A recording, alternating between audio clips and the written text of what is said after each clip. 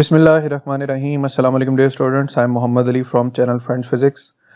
Students, MCQ के सिलसिले को जारी रखते हुए आज हम स्टार्ट करेंगे MCQs chapter number 15 electromagnetic induction के। तो स्टार्ट करते हैं विदाउट वेस्टिंग एनी टाइम। तो हमारे पास एमसीक्यू नंबर 1 है कि electric currents produce magnetic field. It was discovered by, तो out of 4 options Christian Hans Oersted discovered this effect, और ये बात गिवन है चैप्टर नंबर 14 में। The fact that EMF induced by motion of coil across magnetic field was discovered by, तो ये EMF के induce होने का जो इफेक्ट है ये माइकल फैराडे और जोसेफ हेनरी दोनों ने डिस्कवर किया था।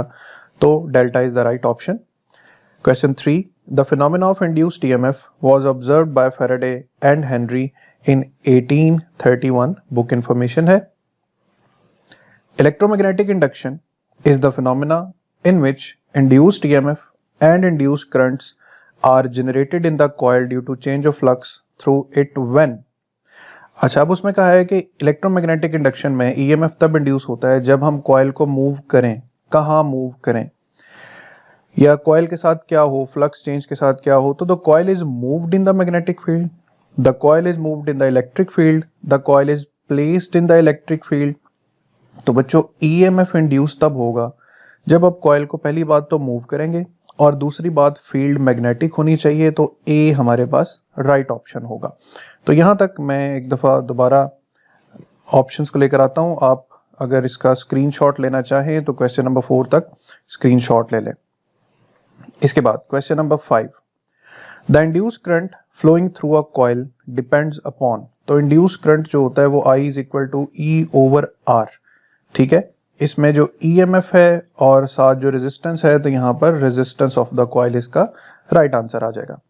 क्वेश्चन 6 पर the induce current in a circuit depends upon. अब जो फैक्टर्स गिवन है, speed of the conductor, resistance, both, तो यहां पर बोथ राइट ऑप्शन होगा, क्योंकि जैसे कि मैंने फॉर्मूला लिखा I is equal to E/R, तो EMF होता है VBL। यहाँ पे वेलोसिटी भी इन्वॉल्व है, रेजिस्टेंस भी इन्वॉल्व है। 7, induce current in a circuit can be increased by. तो जब आप तीनों ऑप्शन पढ़ेंगे, moving the loop faster, replacing the coil by many number of turns, using stronger field, तो ये डेल्टा ऑप्शन यानी ऑल ऑफ दीज इसका करेक्ट ऑप्शन आ जाएगा। उसके बाद MCQ number 8, the induced EMF leads to the induced current when the circuit is. अगर circuit open होगा ना बच्चों, तो सिर्फ ईएमएफ इंड्यूस होगा, और अगर सर्किट क्लोज्ड होगा तो ईएमएफ के साथ साथ करंट भी इंड्यूस होगा। ये बात आपने याद रखनी है। MCQ number 9, which of the following will be generated first. तो देखें, पहले वोल्टेज होना चाहिए, वोल्टेज होगा तो करंट इंड्यूस होगा, तो पहले इंड्यूस्ड EMF जनरेट होगा। When a coil is moved in a uniform magnetic field, an induced EMF produced due to। अब अकेला मैग्नेटिक फ्लक्स भी नहीं, इलेक्ट्रिक भी नहीं, जब तक चेंज ऑफ मैग्नेटिक फ्लक्स नहीं आता EMF इंड्यूस नहीं होता। The phenomena by which an induced EMF is produced due to change of flux is called electromagnetic induction। ये हमारे चैप्टर का नाम ही है। 12, if a loop is placed in a constant magnetic field, we can produce EMF by changing। अब यहां पर सिर्फ एक राइट ऑप्शन है, area of the loop. Electrostatic induction का इस मामले से कोई ताल्लुक, कोई लेना देना नहीं है। हम एरिया को चेंज करेंगे तो मैग्नेटिक फ्लक्स चेंज होगा, मैग्नेटिक फ्लक्स चेंज होगा तो EMF इंड्यूस होगा। 13, the induced EMF is produce last as long as magnetic flux keeps on changing. Magnetic flux change होता रहेगा बच्चों, तो EMF इंड्यूस होता चला जाएगा। इसके बाद अगर आप यहां पर ये 10 से ऑनवर्ड या 9 से ऑनवर्ड स्क्रीनशॉट ले सकते हैं, and then we will move towards कि अब जो एमसीक्यूज आएंगे वो बेस करेंगे मोशनल EMF, फैराडेज लॉ और इंड्यूस्ड EMF पे। तो 14th MCQ, the EMF induced by the motion of conductor across magnetic field is called motional EMF। The motional EMF depends upon the length, speed, strength. जी हाँ, इन सब पे depend करता है। 16, if the angle between V and B is theta, then motional EMF is governed by the change of sin theta। 17, The motional EMF developed in a conductor depends upon length, orientation, magnetic field. तो all of these options are correct. 18. If velocity of conductor moving through magnetic field is 0, अगर velocity 0 है तो motional EMF भी 0 होगा, क्योंकि वो तो motion dependent है. तो अगर motion ही 0 है, velocity 0 है, तो EMF भी 0 होगा. यहां तक बच्चों आप स्क्रीनशॉट ले लें. 19. If velocity of conductor makes an angle 0 degree. अब देखें इक्वेशन में साइन थीटा है, तो 0 डिग्री पढ़ते ही आपको अंदाजा लगा लेना कि साइन 0 0 होता है, तो मोशनल ईएमएफ भी 0 हो जाएगा.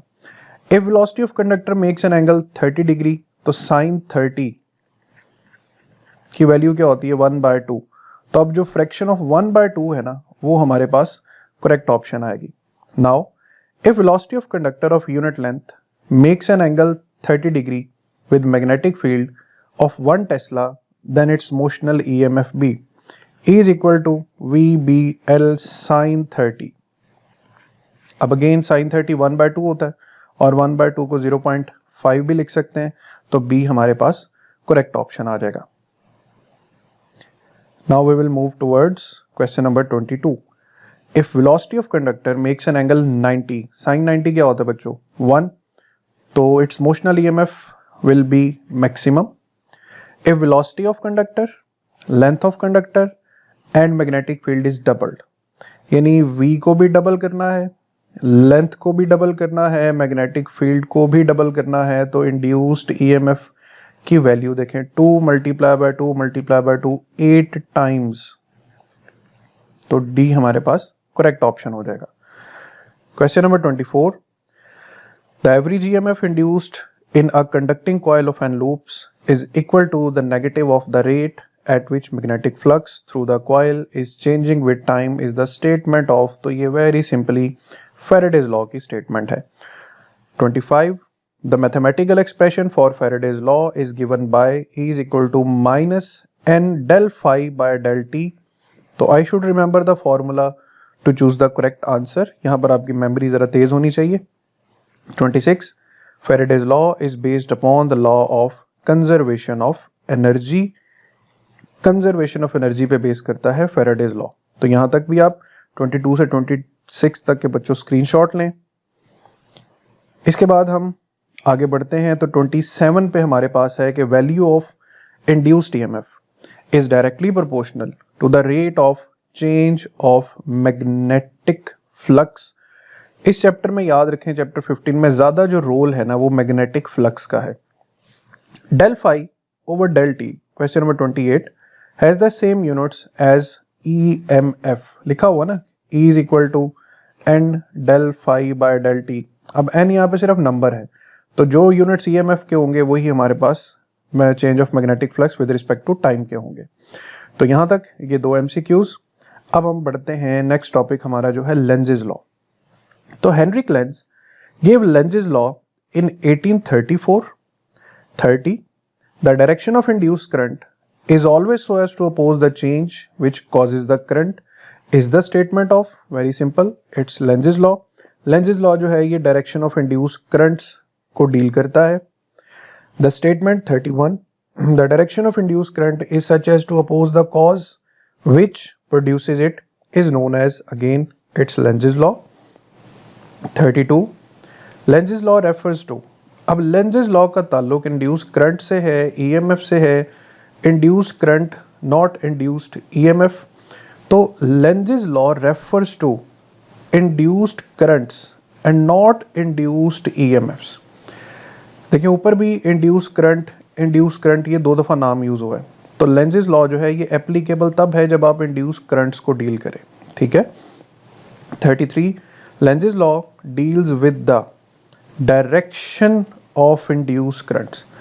आपको Lenz's law के समझ से पता चलता है. Lenz's law अगर आप भी इस पे क्लियर नहीं है तो आप मेरे चैनल पे Lenz's law का लेक्चर जो है वो सारा सुने. उसमें मैंने बहुत डिटेल से बताया है कि हम Lenz's law की मदद से डायरेक्शंस कैसे फाइंड आउट कर सकते हैं करंट्स की. तो यहाँ तक स्क्रीनशॉट ले लें.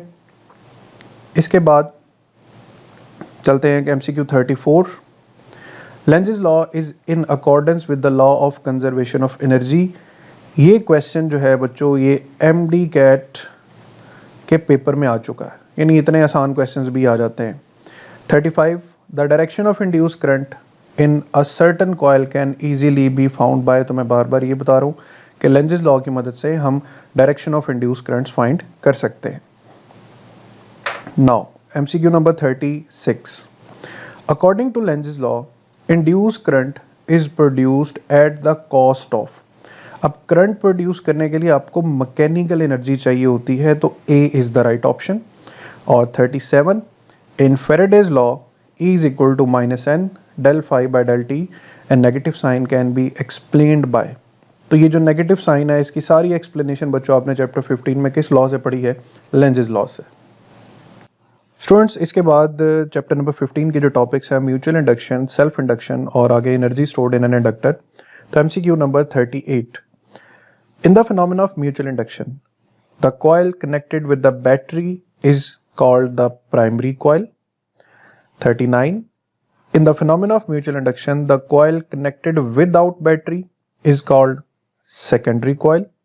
40 the coil placed in the galvanometer circuit in the experiment of mutual induction is known as, तो it is also known as secondary coil. secondary coil के साथ ही galvanometer connect होता है। 41 if the current in the primary is changed by varying resistance of the rheostat the magnetic flux in the surrounding region will change. resistance change होगी तो current change होगा, current change होगा तो magnetic field change होगी, क्योंकि एक solenoid या inductor के लिए mu naught n I, if the current will be changing field will also be changing. 42 the phenomena in which a changing current in one coil induces an EMF in another coil is called, अब N other coil है तो फिर ये बात mutual की है, तो mutual induction, इस फिनोमिना को म्यूचुअल इंडक्शन बोलते हैं। और ये जो यहाँ पे म्यूचुअल इंडक्टेंस का वर्ड आ रहा है ना, ये कांस्टेंट के मीनिंग इसमें यूज होता है। तो यहां तक 42 तक बच्चों आप स्क्रीनशॉट ले लें। इसे आगे 43 पर, according to Faraday's law the EMF induced in the secondary coil is proportional to the rate of change of magnetic flux। ठीक है, यहां पर वही बात कि चेंज ऑफ मैग्नेटिक फ्लक्स का होना बहुत जरूरी है। 44 the induced EMF in the secondary coil is given by, EMF induced in secondary is equal to negative of the rate at which current changes with respect to time। तो अब देखें यहां पर सेकेंडरी कॉइल है ना, तो mutual inductance वाला constant होना जरूरी है, तो बी ऑप्शन बच्चों यहाँ पे करेक्ट ऑप्शन होगा। बाकी ऑप्शन अगर आप ऑब्जर्व करेंगे तो वो ऑप्शंस जो हैं वो उसके साथ मैच नहीं करेंगी। 45 the experiment show that whenever there is a change in magnetic flux linked with the loop और a close circuit there is always an EMF induced. ठीक है, तो यहां पर B option. 46 The mutual inductance of two coils is given by the relation। अब mutual inductance के लिए जो इक्वेशन होती है वो हमारे पास ये बी ऑप्शन करेक्ट आएगा। तो बेसिक फॉर्मूला होता है ना, ES is equal to minus M del IP over del T। तो ये सारा फैक्टर जब हम इधर डिवाइड कर देंगे तो ये इक्वेशन बनेगी M। 47 the ratio of induced EMF in secondary to the rate of change of current in primary is called mutual inductance। अब ये बात कांस्टेंट की हो रही है, ये कांस्टेंट जो यहाँ पर डिस्कस किया गया। तो यहां तक भी बच्चों आप स्क्रीनशॉट्स ले लें। इसके बाद 48 the mutual inductance of coils depends upon number of turns, area, closeness. तो ये तमाम फैक्टर्स ही हमारी बुक में लिखे हुए हैं। 49 mutual inductance has a practical role in the performance of, तो mutual inductance is the working principle of transformer, ये ट्रांसफार्मर में भी लिखा हुआ है। 50 the mutual inductance of coil depends upon number of turns, material of core, closeness. तो again ये सारी इंफॉर्मेशन बुक में दर्ज है। 51 the mutual inductance of coil does not depends upon, तो इसमें जो हमारे पास डज नॉट डिपेंड अपॉन है तो स्टिफनेस ऑफ द कॉइल या मटेरियल ऑफ द कॉइल या एरिया ऑफ द कॉइल, तो इसमें जो मटेरियल ऑफ द कॉइल है ये इसमें राइट ऑप्शन है। स्टिफनेस का मतलब है कि उसकी जो टाइटनेस है, तो टाइटनेस ज्यादा होगी तो मैग्नेटिक फील्ड भी ज्यादा होगी। 52 the SI unit of mutual inductance. Mutual inductance का एसआई यूनिट बच्चों क्या है, ये है हेनरी। और 53 the mathematical expression for self induction. तो सेल्फ इंडक्शन का मैथमेटिकल एक्सप्रेशन था N phi is equal to M I या एल आई। अब यहाँ पर जो सेल्फ इंडक्शन है ना, उसके अकॉर्डिंग तो यहाँ पर कोई ऑप्शन भी नहीं दी हुई, तो मैं यहाँ पर वैसे लिख रहा हूँ, आप याद रखने n phi is equal to L I, ये इसका राइट ऑप्शन होगा जो यहाँ पर गिवन नहीं है। तो 53 तक बच्चों आप यहाँ पर स्क्रीनशॉट ले लें।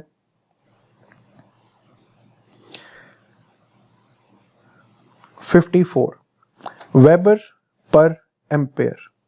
अब वेबर पर एम्पेयर किसका यूनिट है, तो देखें n phi is equal to L I. N का तो कोई यूनिट नहीं होता, phi divided by current is equal to L. अब फाई वेबर है, करंट एम्पेयर है, तो वेबर पर एम्पेयर ये हमारे पास या तो सेल्फ इंडक्टेंस का यूनिट बनेगा या ये म्यूचुअल इंडक्टेंस का यूनिट बनेगा। तो हम इसमें देखें अगर ऑप्शंस में, तो म्यूचुअल इंडक्टेंस तो गिवन है, सेल्फ इंडक्टेंस गिवन नहीं है। तो याद रखना बच्चों आपने weber per ampere is the unit of mutual inductance. 55 1 henry can be defined as 1 henry. अब हेनरी क्या होता है, वोल्ट सेकेंड ओवर एम्पेयर। तो if the voltage is 1 volt, time is 1 second and current is 1 ampere, तो आप देखें जरा volt second per ampere, यहाँ पर जो ऑप्शन है इट इज सम हाउ, यहाँ पे थोड़ा छोटा लिखा है लेकिन आप इसको वोल्ट सेकेंड पर एम्पेयर याद रखें। और 56 पर 1 henry is again volt second per ampere. 57 the SI unit of mutual inductance and self inductance are same, दोनों का यूनिट क्या है, हेनरी है। तो यहां तक भी स्क्रीनशॉट्स ले लें स्टूडेंट्स। इसके बाद MCQ number 58 according to mutual induction the EMF induced in the secondary coil is proportional to the rate of change of current in the primary coil. 59 transformer works on the principle of, again the answer is mutual induction. 60 the phenomena in which a changing current in one coil induces an EMF in the same coil. same coil का word आ गया तो self induction की बात हो रही है। 61 the mathematical expression for self induction is, again मैंने पहले भी ये फॉर्मूला लिखा है N phi is equal to L I. तो यहां तक बच्चों स्क्रीनशॉट ले लें। 62 according to Faraday's law the EMF induced in the coil is equal to N del phi by del T. Right answer B हो जाएगा। 63 the EMF induced in a coil is given by E is equal to minus N del phi by del T. The EMF induced in a coil, यहाँ पर अब गौर से देखें कि एक ऐसी ऑप्शन भी आ रही है जिसमें बोथ का वर्ड आ रहा है। तो ऐसा एमसीक्यू जिसमें बोथ की कंडीशन आ रही हो ना, तो एक दफा पूरा एमसीक्यू पढ़ लेना चाहिए। मैं तो खैर जरा स्पीडीली काम कर रहा हूँ। तो E L is equal to N del T by del phi, तो ये तो राइट ऑप्शन नहीं है। N del phi by del T ये भी राइट ऑप्शन है, और L del I by del T ये भी करेक्ट ऑप्शन है। तो हमारे पास डेल्टा इसका राइट ऑप्शन आएगा। 64 in self induction the EMF induced in the coil is given by. Self induction में जो ईएमएफ इंड्यूस्ड होती है वो कैसे गिवन होती है, तो सेल्फ इंडक्शन में फॉर्मूला बच्चों L del I by del T होता है। अब इसमें L del phi by del T लिख दिया है, ठीक है, तो यहां पर ये गड़बड़ है। यहां पर म्यूचुअल इंडक्टेंस का एम आ रहा है, ये गड़बड़ है। यहां पर एल तो लिखा है लेकिन del I by del T होना चाहिए था, ये del T by del I लिखा हुआ, तो इसमें कोई भी ऑप्शन करेक्ट ऑप्शन नहीं है। 65 the self inductance of coil depends upon number of turns, area, material, ठीक है। तो यहां पर बोथ ए एंड बी, यहां पर मटेरियल का जो कॉन्सेप्ट है वो यहां पर फिर वही बात कि पहले मटेरियल का जिक्र हो चुका है, तो मटेरियल पर डिपेंडेंस नहीं होती। तो both A and B, again मैंने आपसे कहा कि जिस क्वेश्चन में बोथ का वर्ड यूज हो वहां पर एक दफा क्वेश्चन को जरूर सारा पढ़ें। 66 the self inductance of coil depends upon number of turns, area of coil, material of core. अब यहाँ पे मटेरियल ऑफ कॉइल और मटेरियल ऑफ कोर में फ़र्क क्या है? मटेरियल ऑफ कॉयल के कॉयल किस मटेरियल से बनी हुई है, और कोर है वो मटेरियल जो फेरोमैग्नेटिक मटेरियल हम उसके अंदर प्लेस करते हैं। तो 66 और 65 को बच्चों ज़रा गौर से ज़हन में रखना है। मटेरियल ऑफ कॉयल पे डिपेंडेंस नहीं होती, लेकिन कोर मटेरियल पे डिपेंडेंस होती है। तो यहाँ पे right option all of these आ जाएगा। So take the screenshot. मैं यहाँ पे ये सर्कल मिटा दूँ कि यहाँ पे राइट ऑप्शंस जो हैं वो 62 से 66 तक। इसके बाद 67, the ratio of self induced EMF to the rate of change of current in the coil is known as.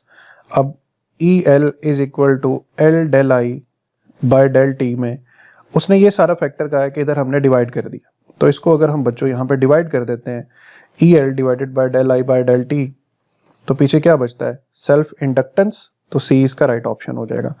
68, the self inductance of coil is given by, अभी ये मैंने रिलेशन लिखा है तो B इसका राइट ऑप्शन है। 69, if current in a circuit is increased the induced EMF will be dash to that of the battery. अब current अगर हम इंक्रीज करने की कोशिश करेंगे तो EMF will try to decrease it, तो induced EMF will be opposite to that of the battery.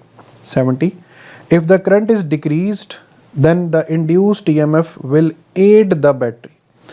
यहाँ पे बात ऑपोजिशन की है, लेंजेस लॉ, कि if we try to decrease the current the induced EMF will try to increase it, and if we try to decrease it the EMF will try to increase it।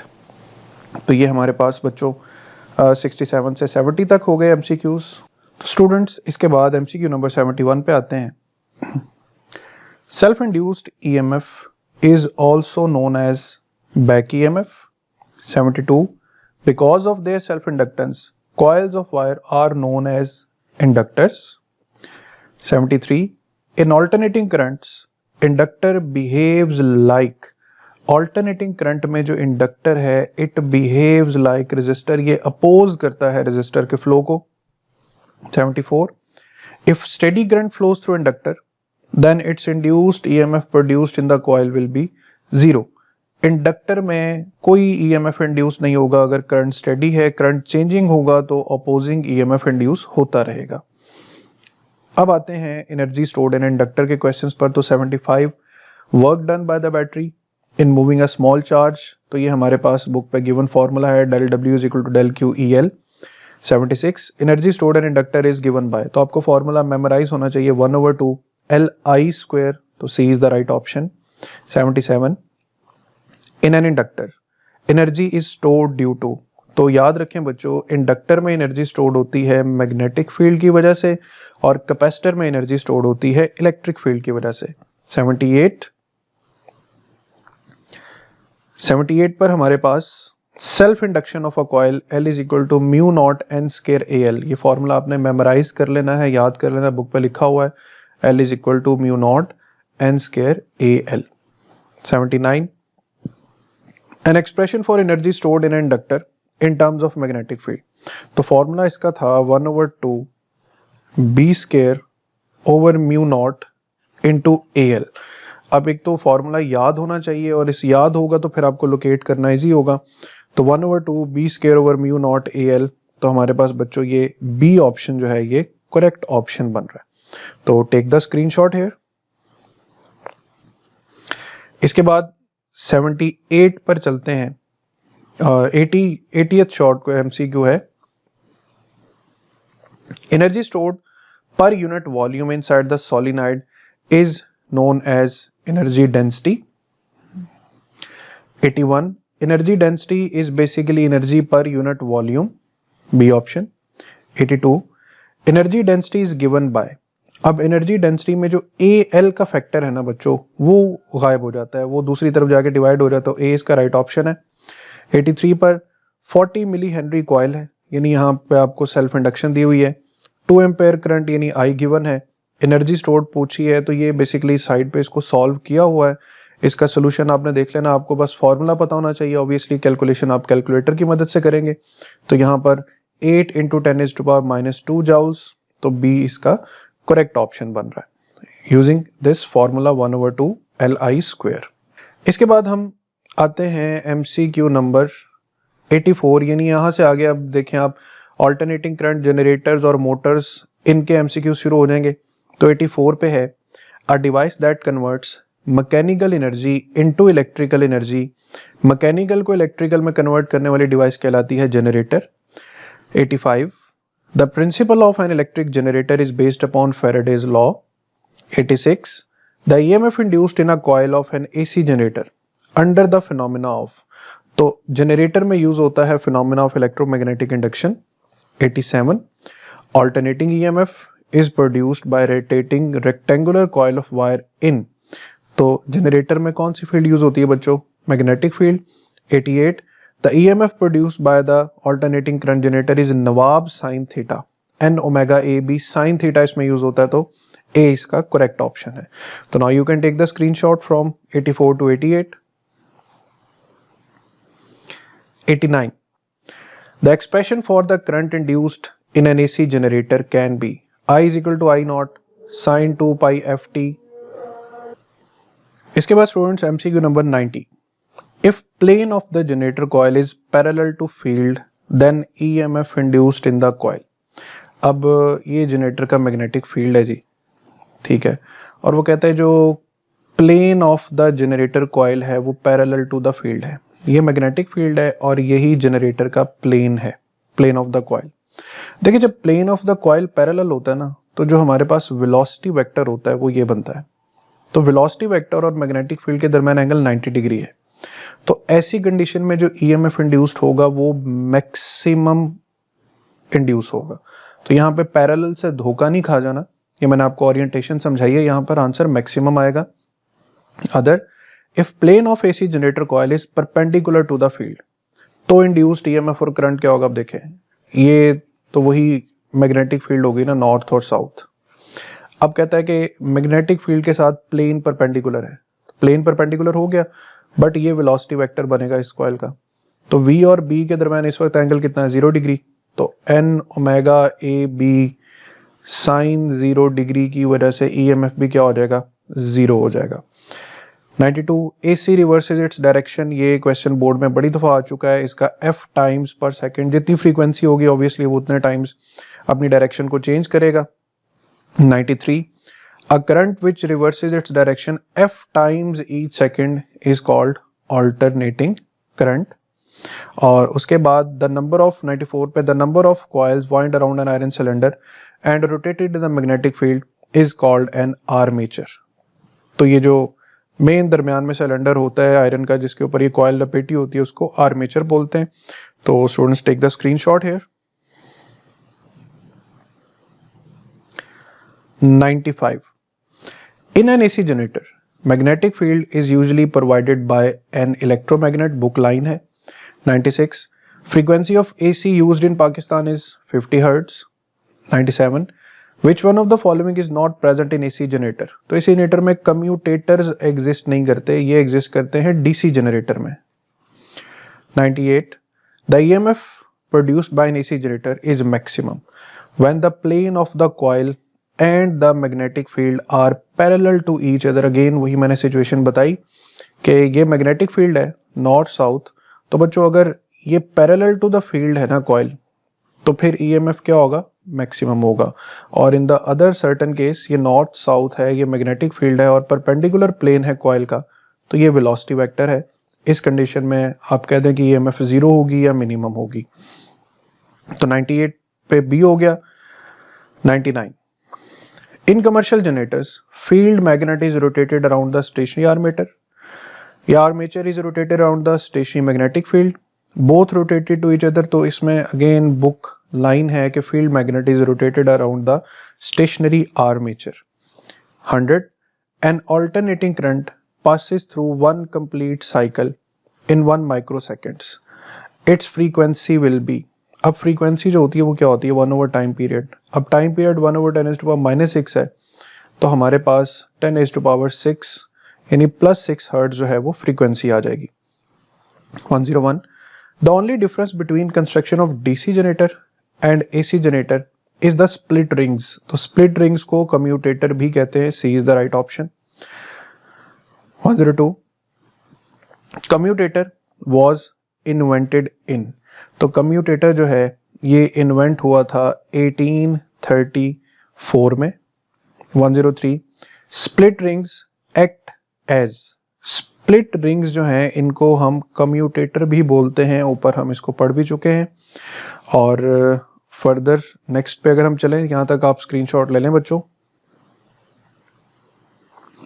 तो 104 the fluctuations in the output of generator can be used by using many coils together, again book line है। 105 the winding of electromagnet are called field coils, ये motor में लिखी हुई line है, ठीक है। इसके बाद 106 the amount of torque in DC motor depends upon, अब टॉर्क जो है वो NIAB, इसमें हमारे पास करंट भी आ रहा है, फील्ड भी आ रही है, एरिया, नंबर ऑफ टर्न्स, तो ऑल ऑफ दीज इसका करेक्ट ऑप्शन है। 107 the winding of an electromagnet are called, again the same question, ये बुक लाइन है, field coils. 108 an alternating current is converted into direct current by, chapter 18 में आपने पढ़ा है, rectifier. 109 a device that converts electrical energy into mechanical energy, अब electrical को mechanical में convert करती है कौन सी डिवाइस? Electric motor. तो यहां तक 104 से 109 तक बच्चों स्क्रीनशॉट ले लें।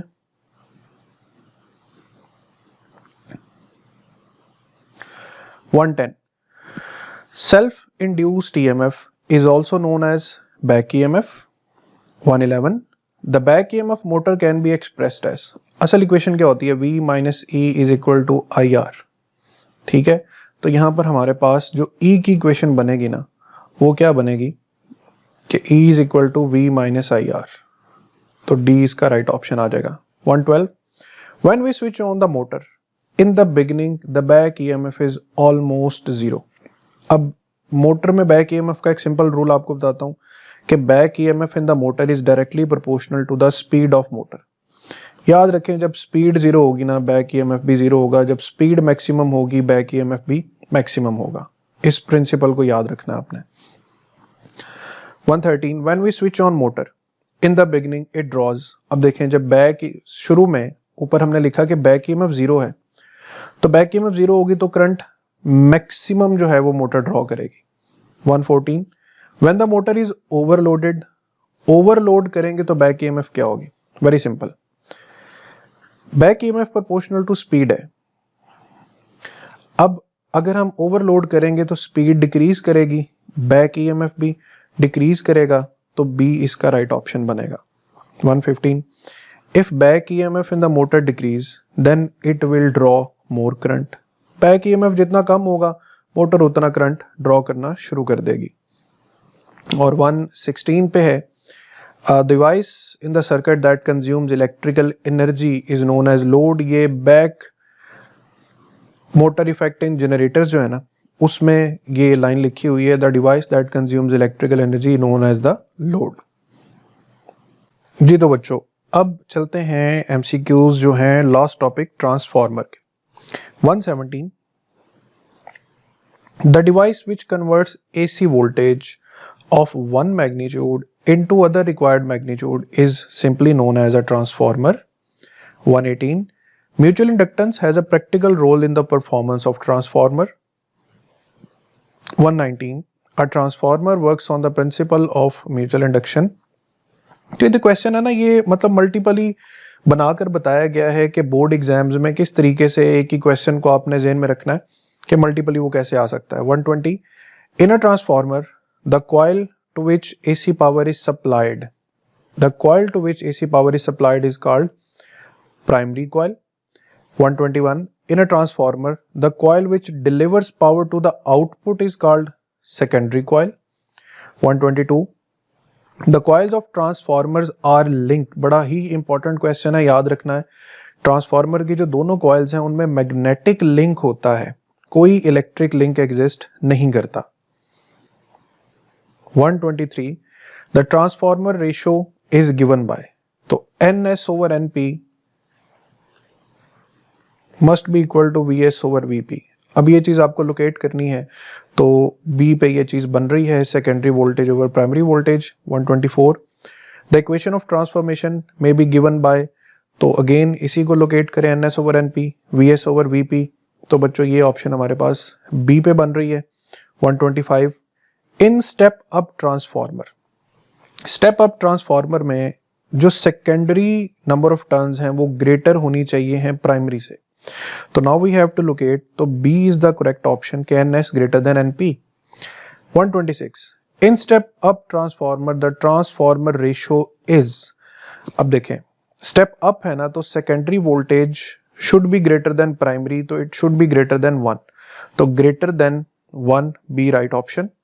127 in step down transformer, step down transformer में सेकेंडरी नंबर ऑफ टर्न्स को कम होना चाहिए है प्राइमरी से, तो सेकेंडरी कम हो प्राइमरी से, ए ऑप्शन। और 128 इन step down transformer transformation ratio is, again VS over VP में VS कम होगा तो लेस देन 1, तो लेस देन 1 हमारा राइट ऑप्शन आ जाएगा। तो students take the screenshot here. 129 in a step up transformer voltage in the secondary increased and the current decrease, क्योंकि transformer में वोल्टेज और करंट जो होते हैं वो इनवर्सली रिलेटेड होते हैं। 130 in step down transformer voltage in the secondary decrease, अब जहां वोल्टेज डिक्रीज कर रही है याद रखें करंट जो है it will increase. 131 if the coil is bound on an iron core the flux through it will, अब देखें अब flux, if the coil is bound on an iron core तो फ्लक्स थ्रू इट, तो iron एक ferromagnetic material है, ferromagnetic material की वजह से जो फ्लक्स है वो इंक्रीज करेगा। 132 a transformer is used to change the voltage of direct current, no, the voltage of alternating current, yes, electrical energy को ट्रांसफार्मर चेंज नहीं करता, इनपुट और आउटपुट पे पावर बराबर रहती है, तो बी इसका बच्चों राइट ऑप्शन आ जाएगा। स्टूडेंट्स इसके बाद MCQ number 133 the ringing bells are operated at, तो ये ट्रांसफार्मर में लिखी हुई एक बुक लाइन है 9 वोल्ट्स पर। 134 the ringing bell and transistor radios are operated at, तो दोनों ही ऑपरेट होते हैं 9 वोल्ट वोल्टेज पर। 135 a transformer steps to 240 volt 220 to 40 volt if the secondary turns are 40 and primary turns will be, तो students using the relation VS over VP is equal to NS over NP, तो आपको primary turns बतानी है, जब आप इसको solve करेंगे तो आपका जो राइट आंसर है वो 220 आना चाहिए है। 136 transformer obeys the law of conservation of power, input power is equal to output power। 137 transformer is used to change, transformer is only used to change the level of alternating voltage। 138 transformer make possible that transmission of AC power, transmission of DC power, नहीं जी DC power को तो नहीं, तो हमारे पास only A इसका correct option है। 139 for an ideal transformer, ideal के जो इनपुट पावर है वो आउटपुट पावर के बराबर होनी चाहिए है, तो यहां पर हमारे पास ये 134 से 139 तक बच्चों स्क्रीनशॉट्स ले लें। 140 the induced current set up in the direction perpendicular to the flux is known as the eddy currents, जो लॉस ऑफ ट्रांसफार्मर में यूज होते हैं। 141 the main cause of power loss in the transformer, eddy currents, magnetic hysteresis, तो ये दोनों ही losses हैं।